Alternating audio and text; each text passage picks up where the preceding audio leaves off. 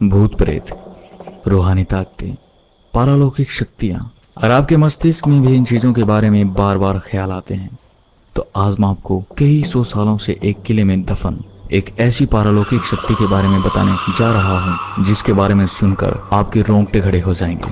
आप सोचने पर मजबूर हो जाएंगे कि क्या वाकई में ऐसा कुछ भी हो सकता है। और इस वीडियो के आखिर में मैं आपको एक ऐसे जाने माने व्यक्ति के बारे में बताऊंगा जिसकी मौत का कारण इन्हीं बुरी शक्तियों को माना गया है। आप वीडियो को आखिर तक जरूर देखिएगा। आप सामने लगे जिस बोर्ड को देख रहे हो राजस्थान के अलवर जिले में भानगढ़ किले के बाहर लगे इस बोर्ड पर यह साफ साफ लिखा है कि सूर्य उदय से पहले एवं सूर्यास्त के पश्चात आपको इस किले में प्रवेश करना तो दूर, आपको रात के वक्त इस किले के आसपास भी नहीं भटकने दिया जाएगा। आज मैं आपको इसी भानगढ़ के किले की वो दो कहानियां बताऊंगा जिस कारण रात के वक्त लोग इस किले में प्रवेश करना तो दूर, इसके आसपास भी नहीं भटकते। और कुछ लोग इन कहानियों को कहानी नहीं बल्कि सच्ची घटना मानते हैं। कहते हैं कि जब आमेर के राजा भगवंत दास भानगढ़ के किले को बनवा रहे थे तो वहीं कुछ दूरी पर गुरु बालूनाथ तपस्या किया करते थे। जब बालूनाथ को खबर लगी कि उनके पास में एक किला बनाया जा रहा है तो उन्होंने राजा को बुलावा भिजवाकर अपने पास बुलवाया। जब राजा भगवंत दास गुरु बालूनाथ के पास पहुंचे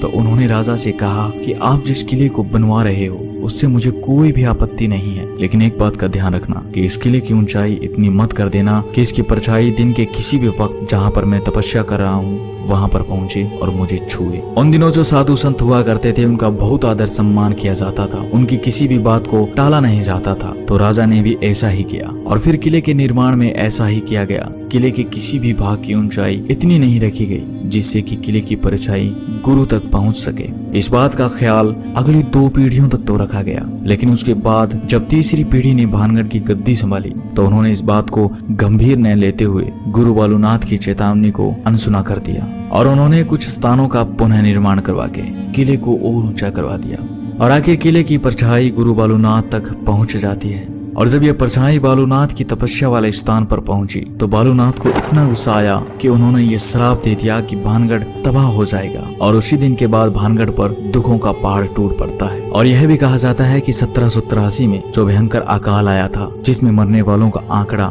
करोड़ों में था, वो अकाल गुरु बालूनाथ के श्राप की वजह से आया था। और आज तक यहाँ पर इस श्राप का असर देखने को मिलता है, जिस कारण से लोग इस किले में रहना तो दूर, इसके आसपास भी नहीं भटकना चाहते। लेकिन दूसरी कहानी उस राजकुमारी की कहानी है जिस पर लोगों को सबसे ज्यादा विश्वास है। और इस खौफनाक कहानी के कारण ही लोग इस किले को भूतहा शैतानी किला कहते हैं। जब ये किला खुशहाल था तब यहाँ पर एक राजकुमारी रहा करती थी जिसका नाम था रत्नावती। राजकुमारी रत्नावती बेहद खूबसूरत थी। राजकुमारी की खूबसूरती के चर्चे दूर दूर तक फैले हुए थे। इस कारण हर दिन अलग अलग राजाओं के शादी के संदेश राजकुमारी के पास आया करते थे। लेकिन इन राजाओं के अलावा एक और शख्स था जिसकी नजर थी राजकुमारी रत्नावती पर। उसका नाम था सिंधिया, जो एक तांत्रिक था।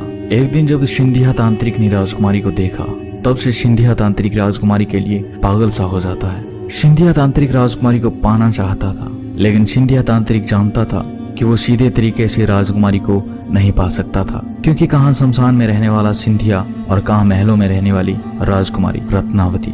तो सिंधिया तांत्रिक ने राजकुमारी को पाने के लिए एक ऐसा तरीका अपनाया जिसने उस क्षेत्र का नाश कर दिया। भानगढ़ के इस किले में उन दिनों बाजार लगता था। तो एक दिन राजकुमारी की दासी इसी बाजार में राजकुमारी के लिए तेल लेने आई। बस सिंधिया तांत्रिक को इसी दिन का इंतजार था। जब वह दासी तेल खरीद कर वापस जाने लगी तो तांत्रिक ने उसे रोक लिया। सिंधिया तंत्र विद्या में इतना माहिर था कि उसने उस तेल पर वशीकरण का मंत्र फूंक दिया ताकि वो राजकुमारी को पा सके। दासी तेल लेकर राजकुमारी के पास पहुंच जाती है, लेकिन राजकुमारी भी इस विद्या का ज्ञान रखती थी। उसने जैसे ही तेल को देखा वैसे ही उसे शक हो गया कि इस पर किसी ने तंत्र मंत्र किया है। फिर राजकुमारी ने अपनी दासी से पूछा कि तुम्हें बाजार में कौन मिला था। तब दासी ने बताया कि उसे सिंधिया तांत्रिक मिला था। तब सिंधिया तांत्रिक नाम सुनते ही रानी को सब कुछ समझ में आ जाता है। उसे समझ आ गया था कि मामला क्या है। राजकुमारी ने वो शीशी किले के ऊपर पड़े एक बड़े पत्थर पर दे मारी और सारा तेल उस पत्थर पर बिखर गया। ये कहा जाता है कि तांत्रिक ने उस तेल पर ऐसा जादू किया जिससे अगर कोई उस तेल को लगाता तो वह उसके वश में हो जाता और खुद ब खुद उसके पास आ जाता।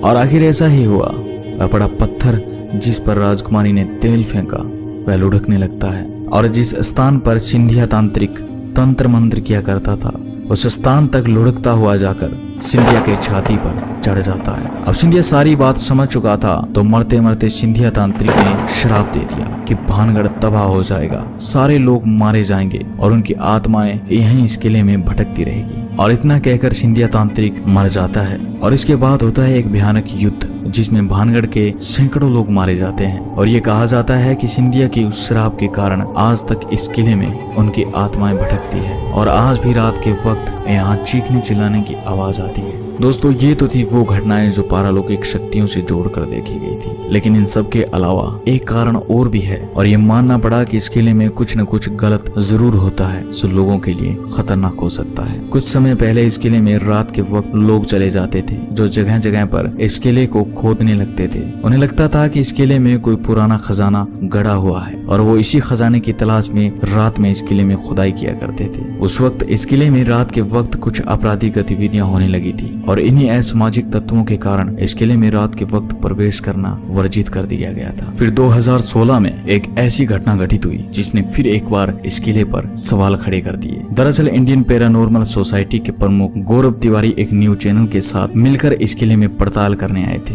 गौरव तिवारी ने ऐसी पारालौकिक शक्तियों पर पूरी रिसर्च कर रखी थी। वो भी जानना चाहते थे कि क्या वाकई में इस जगह पर कोई पैरानॉर्मल एक्टिविटी होती है, क्या इस जगह पर कोई भूत प्रेत है या ये लोगों का वहम है। लेकिन इस किले में पड़ताल करने के बाद कुछ समय के बाद 7 जुलाई 2016 को उनके अपने घर में बड़े ही रहस्यमय तरीके से मौत हो जाती है और इस मौत का कारण कई न्यूज चैनल्स ने इन्हीं शैतानी ताकतों को माना। तो दोस्तों, ये थी इस भूतहा किले की कहानियां। मैं इस वीडियो में बताई गई कहानियों की सत्यता का प्रमाण तो नहीं देता, लेकिन कुछ न कुछ तो रहस्य जरूर है जिस कारण भारत सरकार को भी इस किले के बाहर ये बोर्ड लगाना पड़ा। वीडियो को लाइक और चैनल को सब्सक्राइब करने के साथ कमेंट बॉक्स में जरूर बताइए आपको ये वीडियो कैसा लगा। मिलता हूं